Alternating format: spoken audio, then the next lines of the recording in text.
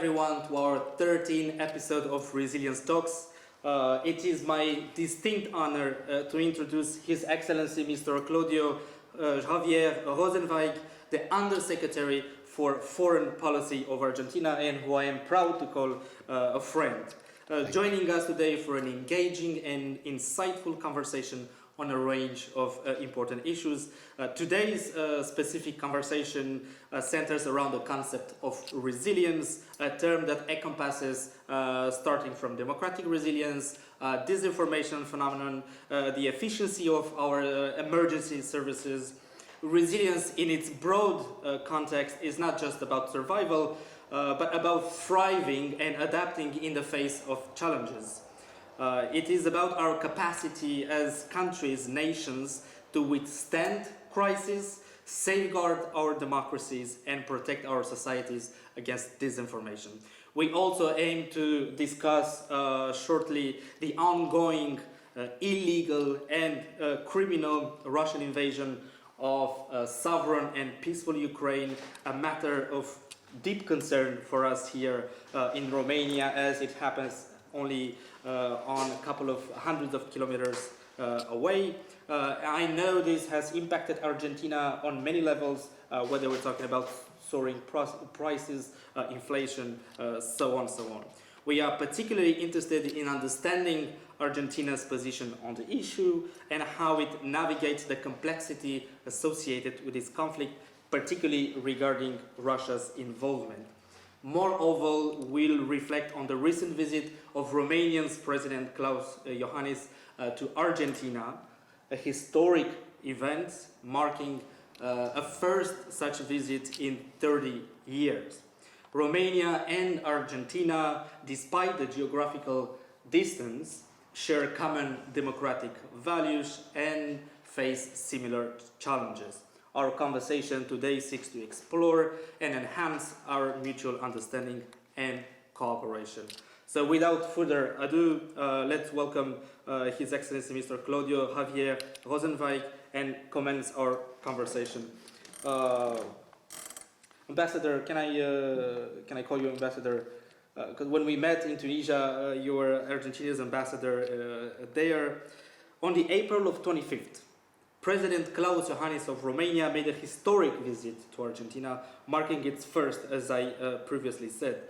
One noteworthy outcome of this visit was the signing of two agreements between our countries, one of which has a particular focus on resilience, respectively emerging situations.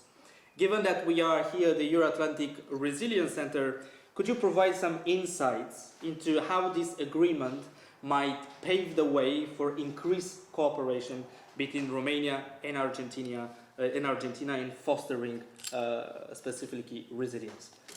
So first of all, thank you very much. I'm honored to be here, and as I know, as an excellent professional, it's a pleasure to be here in Romania for a political consultation.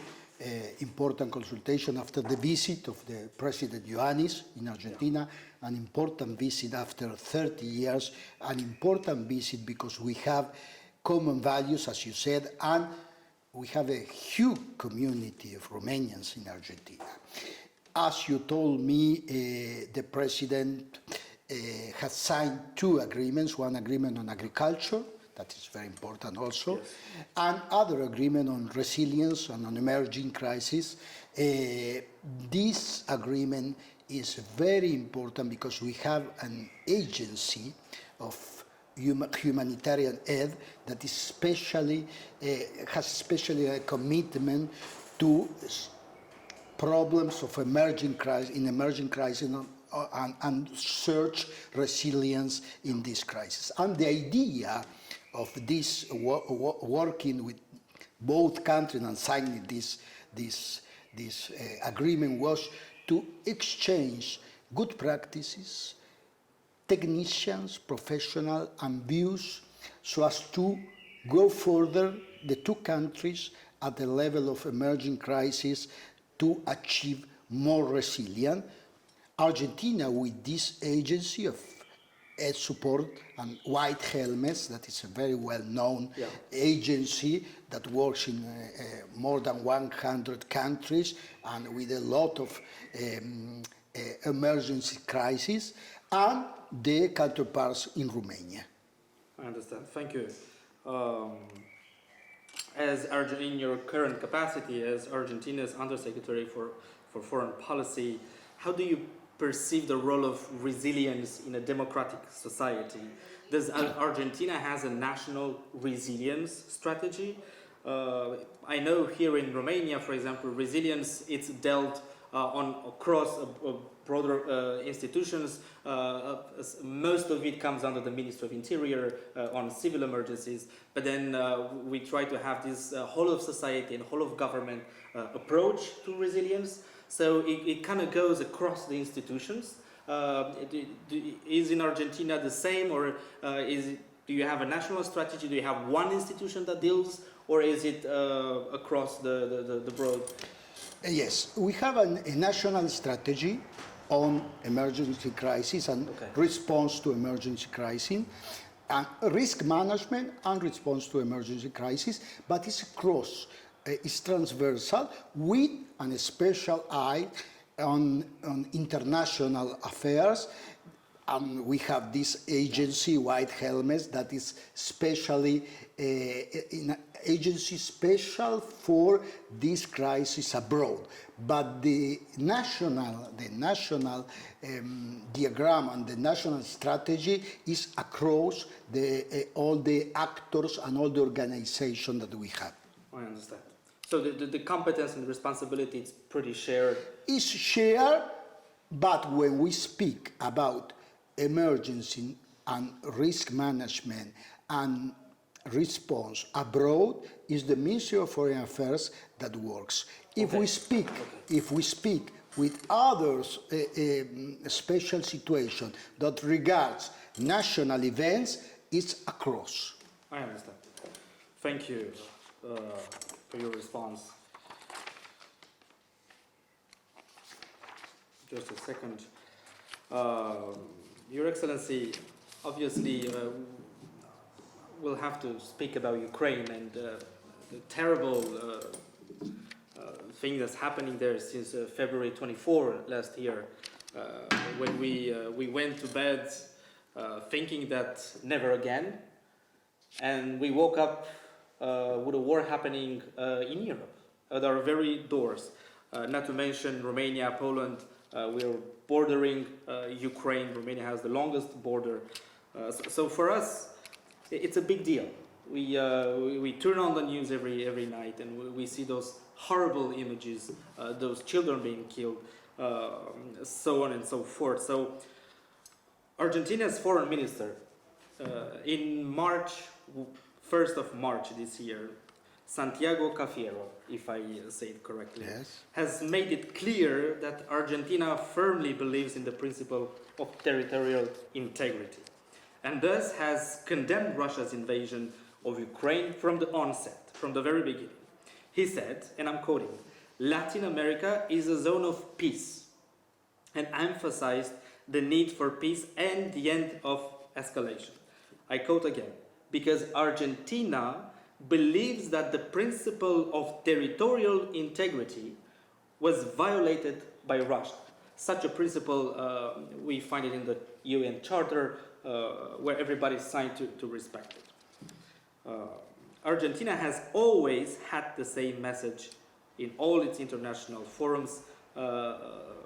Argentina's foreign minister says so. Should the collective West understand that Argentina joined these Western collective alliances in standing up to the Russian aggression and condemning it, as he says from the onset of the. So thank you very much for this question. It's a problem that we have not only as Argentina but as a humanity. Argentina condemns the aggression of Russia against Ukraine for the very beginning. Yeah. So in the General Assembly, was at the end of February 2022, Argentina condemns and vote against the aggression against Russia and against the aggression to Ukraine for the very beginning in the General Assembly of the UN, after Argentina as a presidency, as a president of the Council of Human Rights in Geneva, votes the suspension of Russia for the Council of the Human Rights, and vote in other international fora, as example in Vienna or in the UNESCO in Paris, against this aggression. But also Argentina underlines some principles of the international law that for us are very important. First of all, the sovereignty of the state. Secondly, the pacific solution of the controversy. And thirdly, and the most important for us, is the principle of territorial integrity. As you know, Argentina have suffered a violation of our territory more than a century ago in the Malvinas Island by the United Kingdom, and this is why Argentina underline in all the international fora the principle of international territorial integrity. And this is why Argentina don't recognize not only the so-called republics of Donetsk and Lugansk, but Argentina don't recognize the Abkhazia and the Ossetia. Argentina don't recognize as Romania the Kosovo. Argentina don't recognize Gibraltar, and Argentina don't recognize other situations. Argentina don't recognize Does not recognize Crimea. No. Argentina, for Argentina, the principle of territorial integrity is an universal principle, and there is no double standards for us. We think that territorial integrity, it must be applied in Ukraine, in Georgia, in Kosovo, in Gibraltar, and in the South Atlantic. So it's clear for Argentina that so as to be coherent, this principle and other principles as sovereignty and pacific solution of controversy are the most important principles of the UN charters. Okay. And on the other side, we think that we should go or try to have a pacific solution on this conflict, because this conflict hurt not only Europe and Central Europe and East Europe or the European Union, but also all the world. For example, speaking about the problem of energy, and you know the problems of the Black Sea, in the Black Sea, about furniture and grains and commodities, prices of commodities and the volatility of prices, inflation in all the world. So we have the problem of the aggression against Ukraine by Russia, and the problem of the consequence in Europe and in all over the world. So I'll be sure that the position of Argentina is clear on this matter, and Ukrainian and President Zelensky very well know our position. I'm asking because the Global South, generally, we have seen positions that have been somehow interesting or rather shocking. From Brazil, for example, newest president, where he blamed both parties, or some other countries that it seems that the moral compass it's not that clear. That territorial Crimea, well, is it disputed? Was it Crimean? Was it Ukrainian? Was it Russia? A lot of this chatter that's happening. Reason why I wanted to have the Argentina's position, and you have said it clear with absolutely no ambiguity. Argentina respects Ukraine's territorial integrity as it does with, as you said, Georgia, Ossetia, Abkhazia, and other countries. I wanted to ask, you do travel a lot. I mean, I see you on the road, and you also go back and forth to Argentina. How did you feel the consequences of the war practically? And when I'm asking you, I mean, for the Argentinians, was it consequences? Only the prices, the energy? Because we know in Romania we had, at first, in not just Romania, but especially the European Union, a lot of the countries in the European Union were pretty dependent on energy from Russia, raw materials and others. So at first, with the sanction coming up, we are now at the 12th package of sanctions and pretty rough ones. At first, we saw electricity bills going high, crazy. We saw prices of food going high. We saw inflation going high. So for us, this has been very palpable, very touchable. Was it the same in Argentina? It's not the same, but the economic consequences are very important, the economic consequences of the conflict at the level of, as I said, problem of energy and prices, not only of energy, but also of commodities, inflation all over the world. Argentina has a history with the inflation, so we are very practice on manage inflation, but unfortunately we have a high inflation now that is consequence of structural problems in Argentina, but also with the war. But also I can say that there are other consequences and not only economic consequences. So if one country, P5, goes against this kind of principle, yes, territorial integrity, solution, Pacific solution of controversy, you know that it's something that is hard and that is touch the UN Charter and the multilateralism. And this is a problem that involves also Argentina.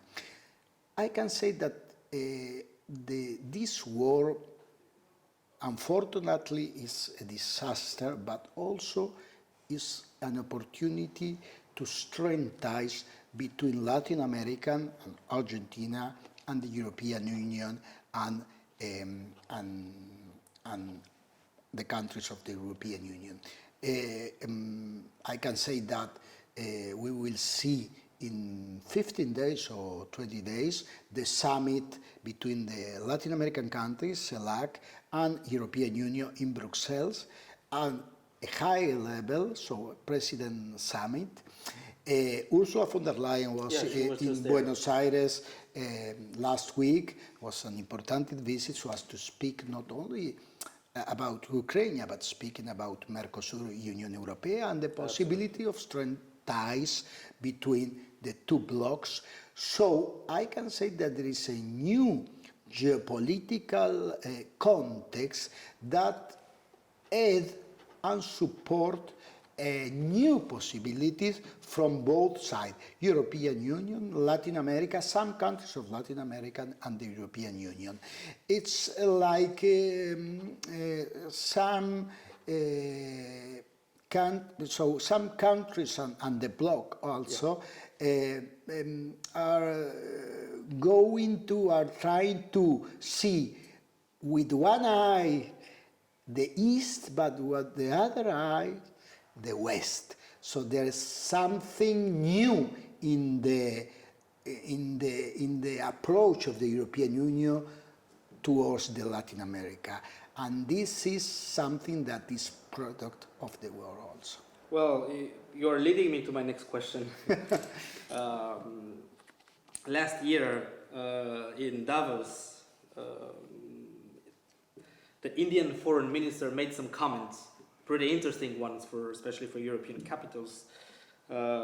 He said, we have moved beyond the bipolar world into a multipolar one, and that Europe's problems are not necessarily the world's problems. We believe that Europe problems are world's problems, but he said they are not Europe problems, are only Europe problems. So I'm interested to know Argentina's perspective on this shift. How does Argentina view its role in this evolving, ever-evolving, multipolar world? and what is its stance on the notion that European issues are not just European issues? First of all, Argentina, as you know, is a country that it's in the south of Latin America. It's a country that belongs to the global south. And when we speak about global south, we speak about some common problems. For example, the problem of the debt, external debt, the problem of equality, the problem of how do you manage the relations between the North and the South, the problem of a new financial architecture, the problems of the relation between the IFM and some countries. So one thing that it's important to be clear is that Argentina, as other countries, belongs to a global south, but at the same time has some privileged ties, historical ties and political ties with many European countries and with the European Union. So the problem of Europe in some way, or in some cases, are also problems of Argentina, not in the same way, but taking into account the relations between Argentina and the European Union in some areas, political relations, economic relations, trade relations, when there is something that hurt European Union, at the same time, this problem could so spill over in not only European Union, but also in other countries, in Latin American, African countries, or Asian countries. But the most important thing that I will transmit is that there is a possibility in this new multipolar world, because it's true that we are going to not a unipolar system, but more than a multipolar system. And in this case, for a countries like Argentina, that middle power in the south, always this kind of geopolitical context has a possibility to have more autonomy. So at the same time, more autonomy, and at the same time, more interdependence. So it's something. It's something that is difficult to explain. But for Argentina, a multipolar context permits to have more balanced relations and balanced friends in all of the continents. Argentina has a long tradition of friendship with Europe, a long tradition with friendship with the Latin American countries, a long tradition with in defending the possibility to have autonomy in a multipolar way. So for us, it's very important to have the possibility in the world to have more options and this will be, and we consider that this will be the framework and the context of the forthcoming years. We'll have more options. Argentina, as you know, belongs to the Mercosur as a commercial bloc, but also belongs to the G20, and also has special partner with some countries of the European Union, and also as a Mercosur signed a treaty, an agreement with the European Union that will be rediscussed in some ways, not rediscuss some things in the forthcoming months, so as to maybe we will put in enact this agreement that is very important for the two blocks. So Argentina is a country that has a lot of possibilities and lot of levels of working, no? As I said, in Latin America, as a G20, as a country of the global south, and as a country with special relation with European Union and with other partners that are important partners, as India, for example, was China.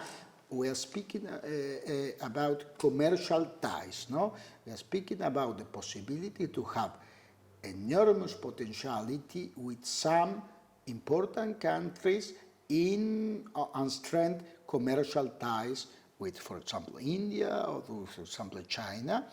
With European Union, it's true that we have a partnership that is going beyond the commercial ties because it's part of our history, it's part of our values, it's part of values that we share, the defense of human rights, the defense of democracy, so values that we share with the European Union. So there is a special bond to some extent with the European Union, which will be translated in the Mercosur and yes, all the of course. So we are discussing, we are finishing to discuss the agreement between Mercosur and the European Union.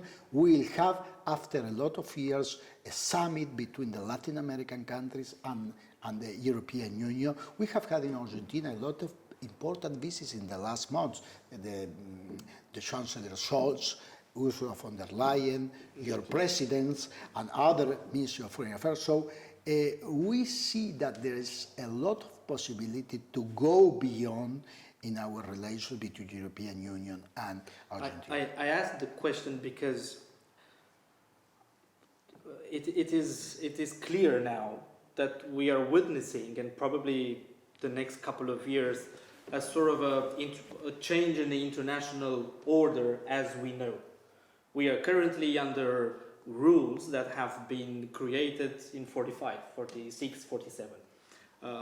We also understand that today's realities no longer suits 47, 46 reality. This is obvious. President Klaus Johannes, when he visited Japan, he signed an agreement where both Japan and Romania asked for a reform, for a UN reform, with specifics on the Security Council, as you all know. So what I'm saying is that we see this multipolar world growing, and what's happening in a couple of hundreds of kilometers from here with Russian illegal and criminal invasion, we have seen many countries to some extent choosing sides. We have seen President Xi Jinping of China visiting Moscow. We have seen Prime Minister Kishida of Japan visiting Kiev. So to some extent, a lot of the countries are saying, picking sides. Are we with the United States? Are we with the European Union? Or with China, which growing power militarily? India, it's coming up very fast. Brazil, even the Latin America, is becoming a powerhouse. So, from what you said earlier on, Argentina is not picking sides. Argentina is picking friends. Yes, Argentina is picking friends, but also, as you said, Argentina in this new context think as 30 years ago that we should try to change some institution, for example, in the United Nations. So we are for changing some institutions, for example, the Security Council, but not now. 30 years ago, we are against the permanent members, we are against the veto, and we are for the more transparency and more democracy in the Security Council, for example. And we think that this war in Ukraine and this aggression, this war in Ukraine, has a demonstration, the most reflects the need to go further and try to change this order of the order of after the Second World War. So this order that doesn't reflect the situation of the world now. So this is why, for example, we think that in the context of multipolar, in the multipolar context, but also in the new multilateralism, we are, for example, for changing some institution and changing some instrument of this institution, as for example the United Nations, or for example some trying to have a new financial architecture. But just to illustrate for the ones watching us, how outdated is the current, let's say, United Nations Security Council. In April, I think, if I'm not mistaken, Russia held the presidency of the Security Council. All the while, Russia is conducting an illegal, by all international law accounts, invasion of a sovereign and peaceful country. So it shows us how much we need these reforms. And I thank you for responding to my question. Just one last question. I know you had a busy day, and again, thank you for accepting our invitation. In this new world, which will encompass maybe a new international order, liberal or not, we'll see. I hope it will be liberal because we share the same values, as you mentioned before. New security arrangements. Here we talk every day about NATO. We are a NATO member state.